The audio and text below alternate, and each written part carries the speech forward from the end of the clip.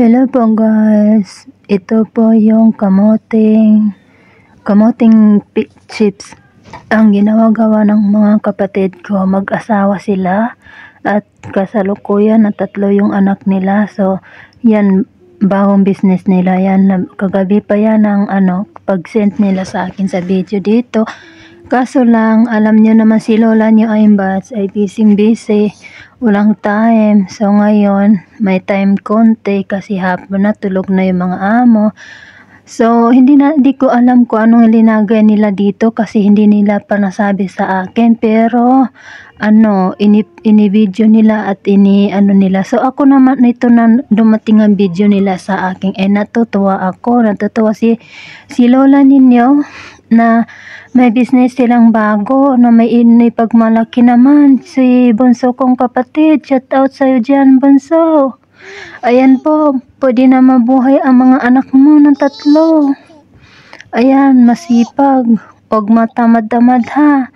Salamat po sa lahat ng nagsusupport sa akin. Iyang mga kamay na mag-asawa. As nadyan din sa tabi nila yung anak nilang 3.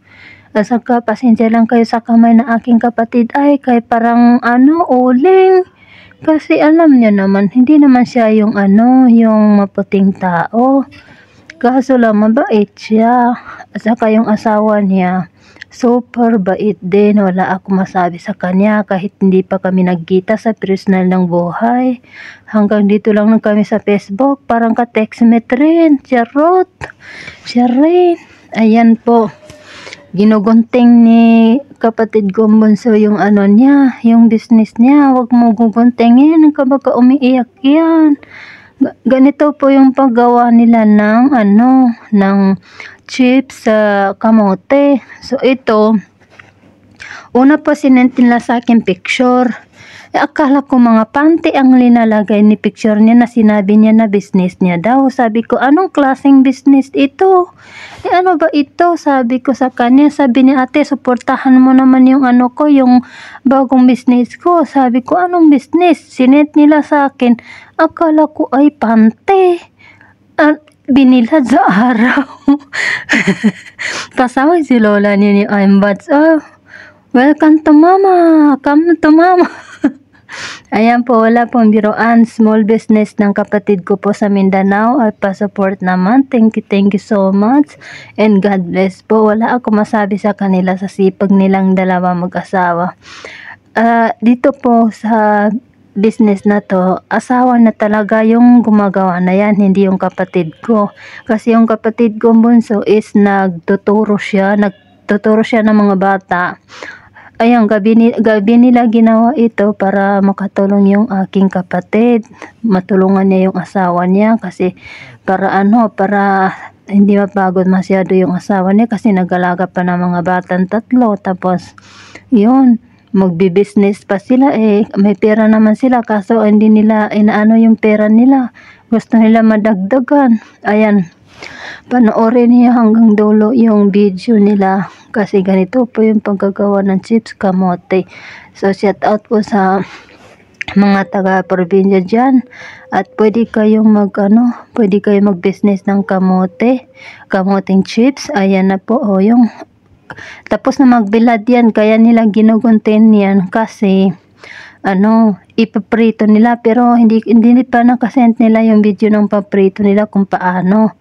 Kaso nabilad na yan sa araw, tapos na doon sa araw. So kinuha nila, pwede nilang guntingin. Pero siyempre hindi rin mawala yung mga spice nila dyan. Kaso lang hindi ko alam kung anong spice nila linalagay.